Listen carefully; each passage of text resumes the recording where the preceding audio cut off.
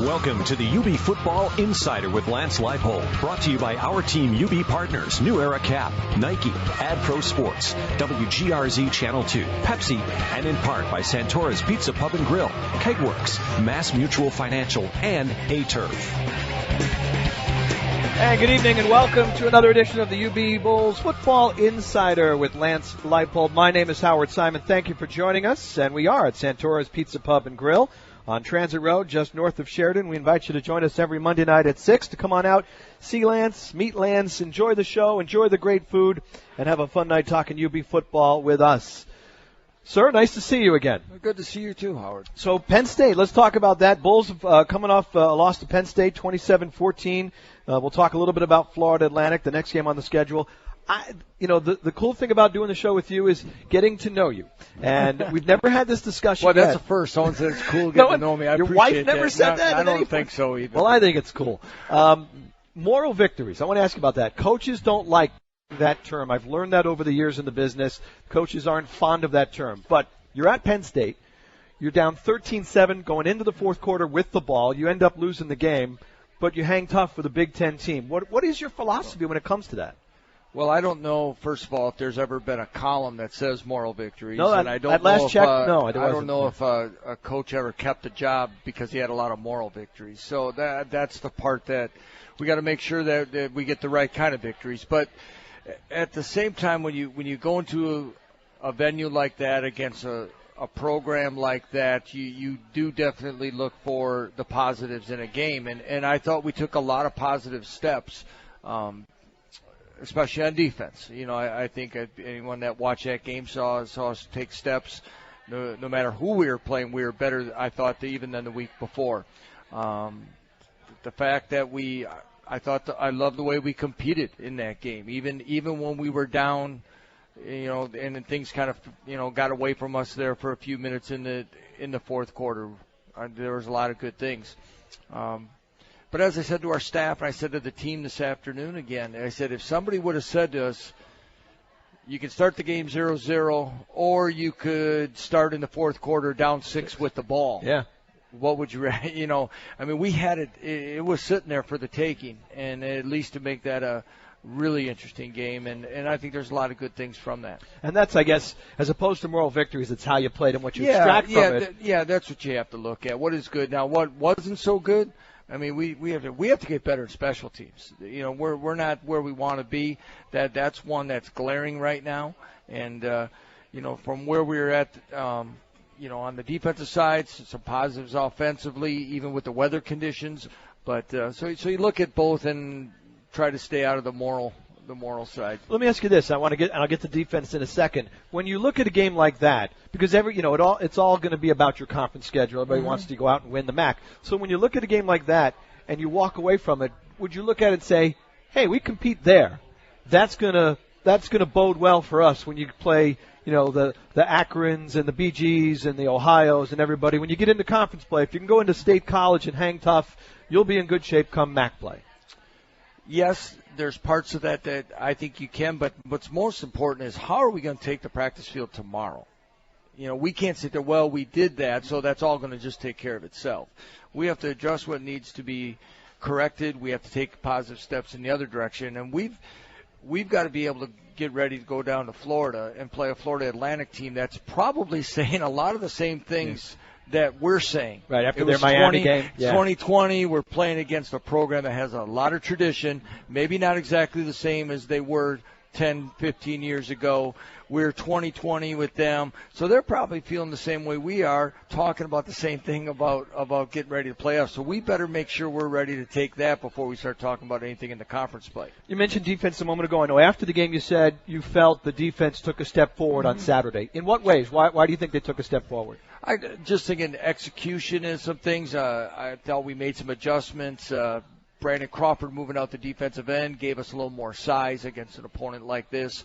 Andrews Dadabo was back in the lineup, and there was just some things I think were a little bit, for the most part, a little more fluid, not as much, still some breakdowns, rotations on blitzes the wrong direction, some things like that end up being some bigger plays. But all in all, definitely the step that defense needed to take. Wanted to ask you a little bit about the offense too, and I was going to bring this up after the Albany game, and I just never got to it. But you guys change tempo from time to time on offense, and I'd love to talk about that. It's sometimes you'll really move things at a faster pace, right? Maybe after a big play, you'll run to the line, you run another play. How does that all work? First off, why do you think it's important at some point in the game, periods in the game, to change that tempo? Well, I think you change. You get someone on their heels a little bit. You're able to. It's just like a pitcher. We talked baseball before. Well, why do you change speeds? Well, it keeps people off balance. Yeah. And it can be much that way. Of sometimes you can go on the fly, so to speak. You can still do it with substitutions, even though you have to allow them to adjust. There's a lot of different things that you can kind of change the rhythm of the game. Sometimes it gains confidence in your players, too, that you kind of just keep kind of pounding at them a little bit, whether it be run or pass. So those are a lot of things that you just kind of get out of that regular, we're going to huddle up, go run a play, huddle up, run a play. So a lot of different things. But we'll never be a true at the line, no huddle team. That's not what we're about. But we think doing it this way, the in and out of tempos, is very advantageous. How important is the quarterback when it comes to doing that? Because everything is so compressed, and maybe the line too. You're doing everything in a faster. It's funny you weren't here for this, but in the heyday of the Bills' 9 Super Bowl teams, they had Jim Kelly and the K-gun and the no huddle, and I mean, it was like 15, 20 seconds, boom, boom, boom. Yep. And there's a lot on the quarterback. You're almost winging it. Yep. How much is on Joe when you guys do that? There's a lot on Joe. There's a lot on Joe every play. Yep. Run or pass, he has to be able to see things, but Joe's handled it really well. And that goes back to things that started today in the meeting room, and it'll move out to the practice field and those things. But also with that, Howard, sometimes when you're doing those things with tempos, it gets people to vanilla things down a little bit too, because they defensively, have to, defensively just to get lined up. And those are the other things that when you get in and out of those things, sometimes they just got to get a base call in as well. Now, how does that work? Is it your call? Is it Andy Kolonicki's call, your offensive coordinator? Who decides, let's change it here and for how long? Andy Kolonicki runs, is going to run them 99% of that, of what we're doing. I sometimes, if I'm going to be involved, it might be a play suggestion, not so much with tempos. There are a couple that, I'll ask them to save for the second half sometimes, because I feel they're advantageous if we are struggling versus showing that one right away. But, no, I pretty much let those guys kind of, as they go out through the game plan, to put that together. Do you guys talk about how many plays to run it? Is there a discussion about how long you stay with that tempo, or is it just a couple of plays just to, mess up the defense and then you go back? Well, last year in Wisconsin, we've really evolved with that a lot more. That wristband that you see, we were not as much of that. We were into a lot of memorization. That a lot of a tempo word was 3 plays. And then another one was another 3. So we may go into a game with 3 to 4, and so that's about 12 plays of memorization. Okay. But you might run 2 of those plays and then get out of it. Right. And you might even call a different one, which we've done, or we'll go back to huddling up.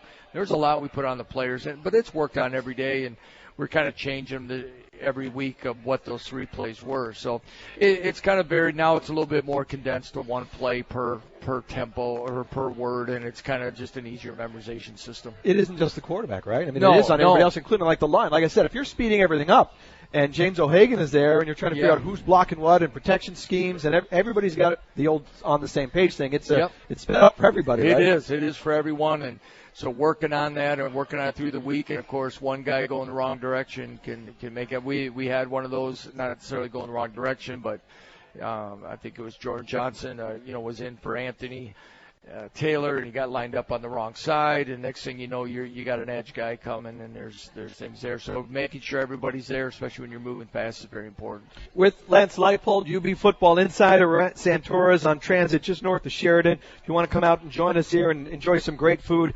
When we get back, we'll talk about some individual players, some key players who are playing well through a couple of games, certainly on the defensive side of the ball. It is the UB Football Insider. More coming up on ESPN 1520.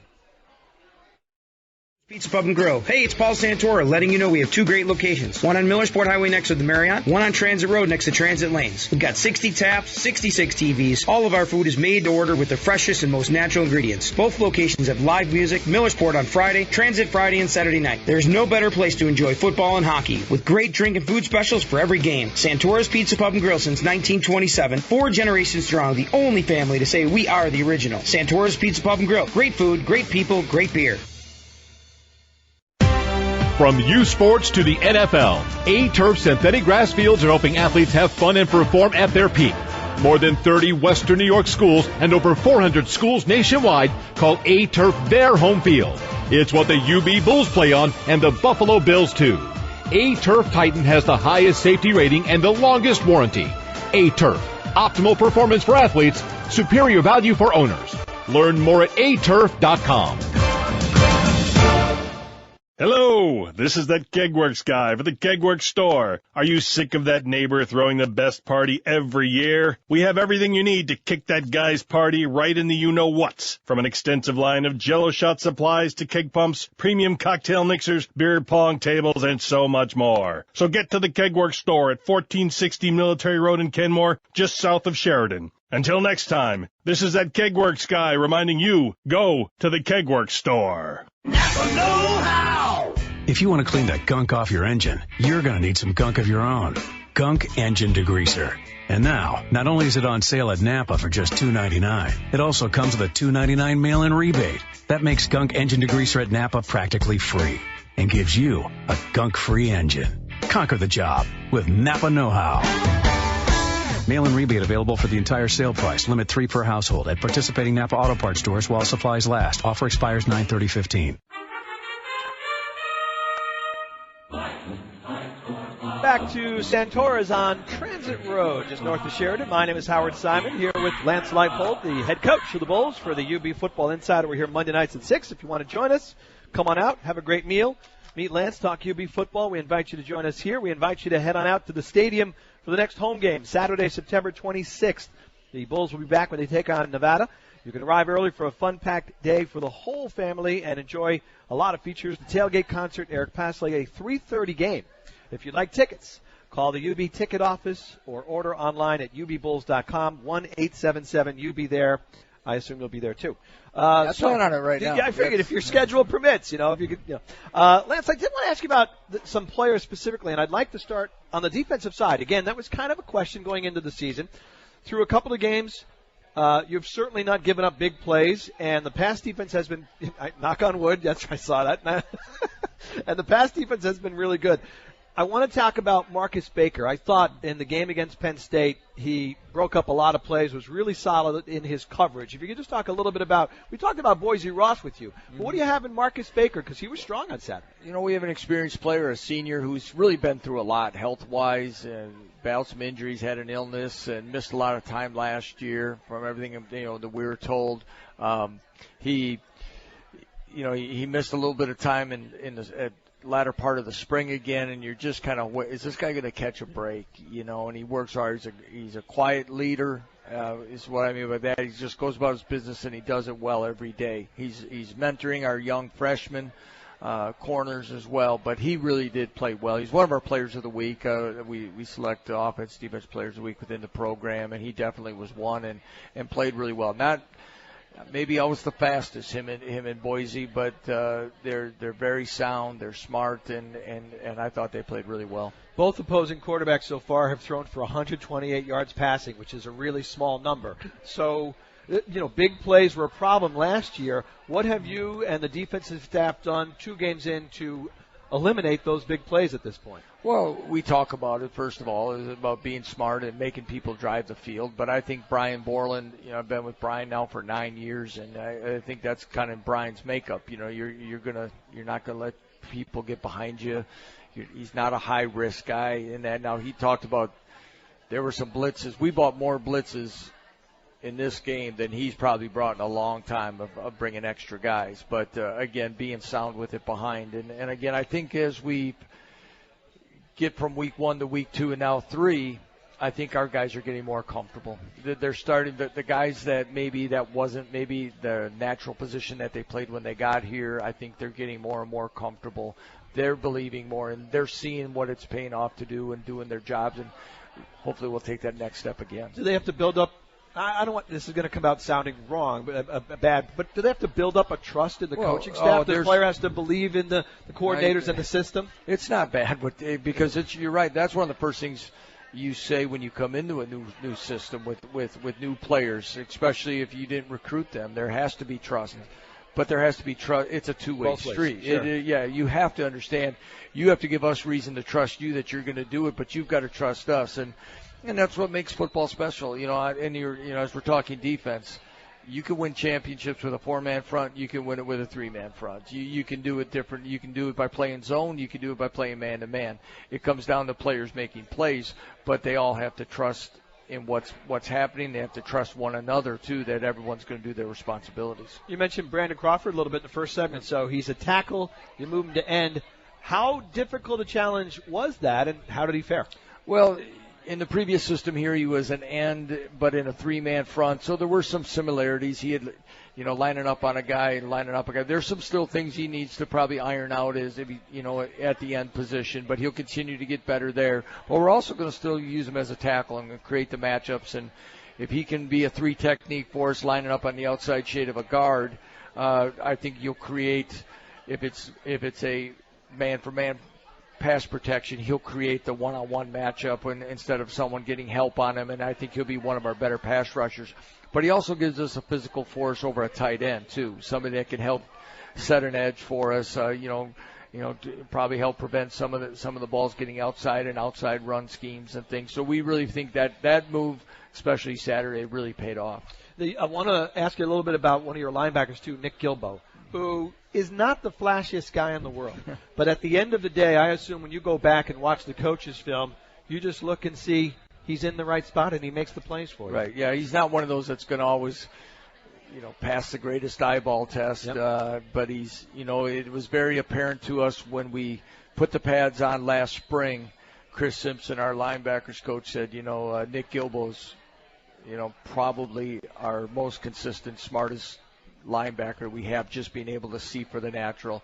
Ocasio-Lozzi making the transition from safety to outside linebacker, very athletic, but there's been a transition to playing at the second level and playing inside the box and doing those things. Nick has been steady all along. We could line him up in all 3 spots and he'll know what to do. A moment ago you talked about, I always thought it was a one-way street when it came to trust, quite honestly. I figured coaches come in, a new staff comes in, and you got to figure out what each player can and can't do, and then coach appropriately. And I just figured the players think these guys have been coaching. They know what they're doing.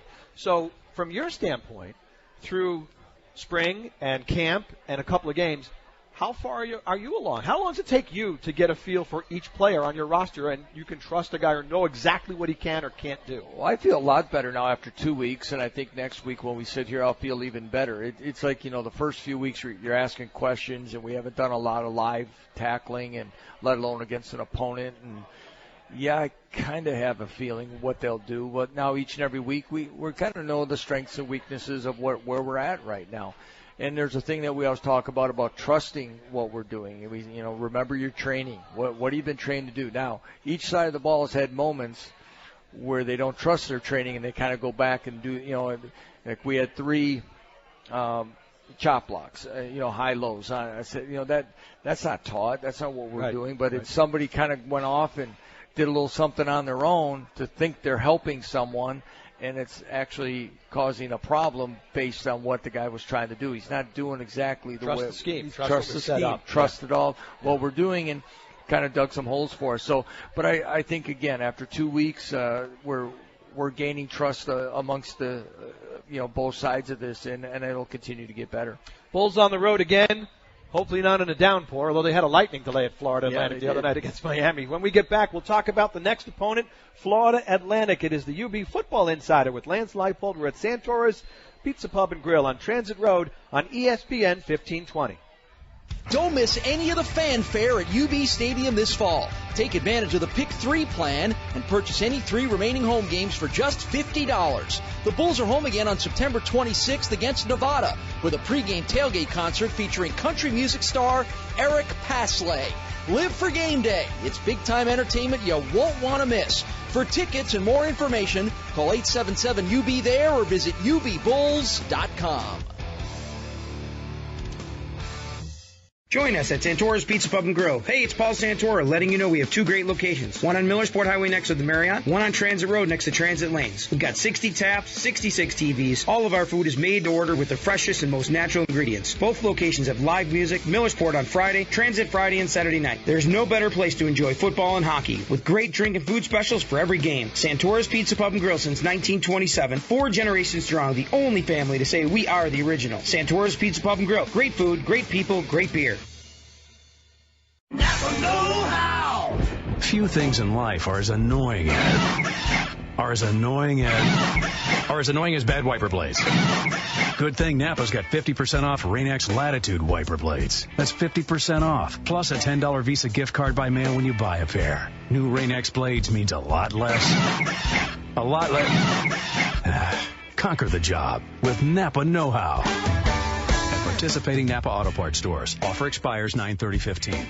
Hello, this is that Kegworks guy for the Kegworks store. Are you sick of that neighbor throwing the best party every year? We have everything you need to kick that guy's party right in the you-know-whats. From an extensive line of Jell-O shot supplies to keg pumps, premium cocktail mixers, beer pong tables, and so much more. So get to the Kegworks store at 1460 Military Road in Kenmore, just south of Sheridan. Until next time, this is that Kegworks guy reminding you, go to the Kegworks store.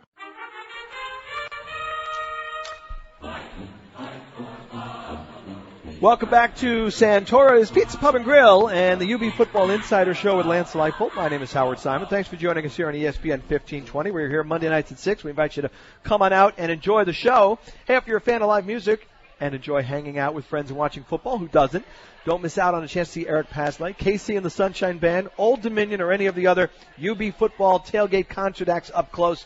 Purchase a VIP experience for just $32 and receive a VIP credential, game ticket, and front of stage access. If you'd like more information or to order tickets, call 1-877-UB-THERE. Now, the Bulls play at Florida Atlantic on Saturday. That's a noon game here on ESPN 1520. It is also on television, WNYO TV, Channel 49 here in Buffalo. Okay, my knowledge of Florida Atlantic. They play in Boca Raton. I believe their nickname is the Owls. Yes, they are. And they played Miami last Saturday. That's all I got for you. What else can you fill in? They played Tulsa the week before that. You're one up on me. Okay. What can you tell us about that? Charlie Partridge is their head coach. Charlie is in his second year, Florida native, but a lot of Midwest roots in his coaching career. Met him when he was at Iowa State. He was with Brett Bielema at Wisconsin. Okay. And then followed him to Arkansas for one season. Charlie's an excellent coach, defensive-minded. They got an excellent defensive front and what you'd probably expect with the recruiting base of the state of Florida. I think they're very skilled in the athletic positions of receiver, quarterback, defensive back, a lot of team speed. So, they're on the – they've been close as well, and it's going to be a good test for us. The game was scheduled before you got here, but what's the benefit of playing a game like against a school like Florida Atlantic, Conference USA, that type of program? I think it's a great advantage. It's a good test. It's a measuring stick of where we want to be. There's however people are saying it these days, you have your Power 5 conferences, and then if we're a mid-major, a group of 5, whatever people are calling it. That's kind of a very like to the Mid-American Conference. One thing Danny White explained to me during the hiring process was we're going to play a Power 5. We may play an FCS, hopefully in state, somebody local, and then we want to play two very comparable type conference schools, and that being this year Florida Atlantic and Nevada, and I think those are excellent games for us. Is there a benefit? I mean, Florida is such a great place for high school football talent. Absolutely. The Bulls have done a great job down there. Khalil Mack, Brandon Oliver come to mind. Is there a benefit to playing a game in Florida? Yeah. Marcus Baker. There you go. Yeah, you have I think 5 guys in Florida on the roster, and I'm sure you'd love to get talent from there. Yes, and just like last week's game on ESPN2 was a great. It's amazing just in a short period of time, even though the outcome wasn't what we wanted, the amount of positive feedback the players that we're recruiting and involved with in watching that game. But we, other than the state of New York, we have more coaches in the state of Florida than we do any other as far as dividing it up. We have 3 coaches that we've divided it up into 3, and Rob Ianello, DJ Vokalek, Tim Edwards recruit the state for us. So that will be huge. Just our name and our brand getting down there, and of course a great performance will help us even more. You mentioned you're on ESPN2. This game's on WNYO Channel 49. How important is the TV aspect when it comes to recruiting? Extremely. It's important for exposure. It's important to tell young men that their families and friends can watch it and get access to it. Our ESPN platforms are huge, whether it be ESPN3, 2U, whatever that is. Just like the midweek games. That's how much college football has changed in the last 10 to 15 years.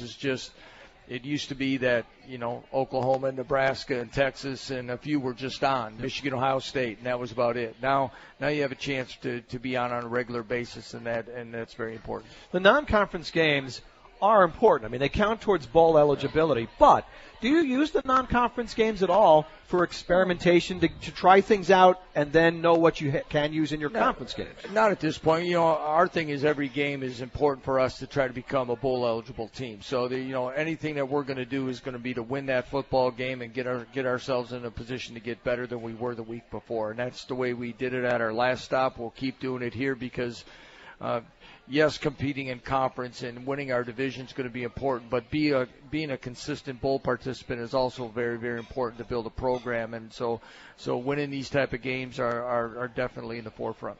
Well, last week you had Penn State, and you were worried about crowd noise and pumping in crowd noise at practice. Now you have South Florida Heat. I know in the past when the Bills play a game in Miami, they talk to the players about being hydrated and being prepared for the heat and worry about guys cramping up. Is that something you have to deal with this week? Yes, and it's something that we talk about on a weekly basis anyway. I think whether it was uncharacteristic or not, I think our last couple weeks here have been pretty humid, and we've been able to practice through some of that. First game was very humid as well, so I think that's going to help us. Well, good luck against Florida Atlantic. We'll look forward to seeing you again next Monday night. Sounds great, Howard. Thank you very much. And we hope you'll join us as well. Lance Leipold here Monday nights at 6. We're at Santora's for UB Football Insider, Transit Road north of Sheridan. Again, the game Saturday at noon. ESPN 1520 on TV, WNYO TV channel 49. The next home game, September 26th, Saturday, the 26th against Nevada at 3:30. You can get your tickets by calling 1-877-UB there or going online,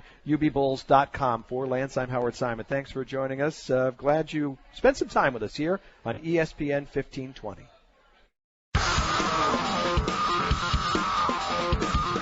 This broadcast of the UB Football Insider with Lance Leipold has been brought to you by our Team UB partners, New Era Caps, Nike, AdPro Sports, WGRZ Channel 2, Pepsi, and in part by Santora's Pizza Pub and Grill, Kegworks, Mass Mutual Financial, and A-Turf.